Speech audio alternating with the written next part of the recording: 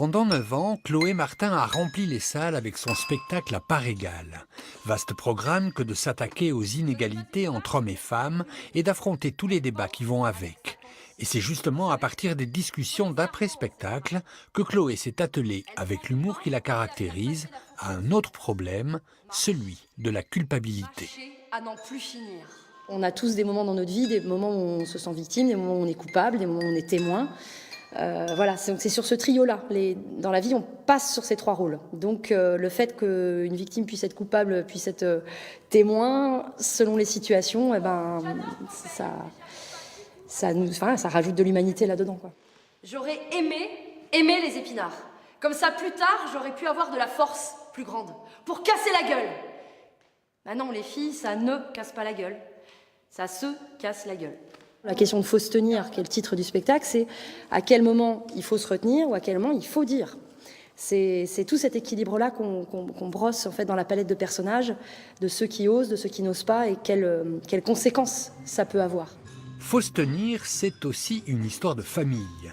Le musicien, c'est Clovis, c'est son petit frère, et bien sûr, cette histoire en commun, forcément, ça rapproche et ça aide dans le travail. Sur ce projet-là, elle avait envie de faire un coplateau avec une autre discipline artistique. Elle ne savait pas forcément quoi au début, si ce serait de la danse, de l'art plastique, voilà. Et très vite, elle s'est orientée vers la musique. Elle a hésité entre plusieurs personnes, dont moi.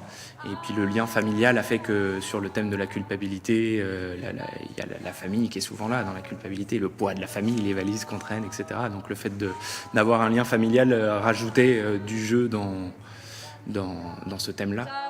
Chloé revendique son militantisme féministe, engagée qu'elle est dans différentes associations.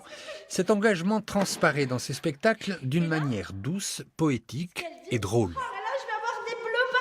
Mais dans les spectacles, mes personnages sont pas forcément militants au départ. Ils sont plus dans la découverte, dans la compréhension.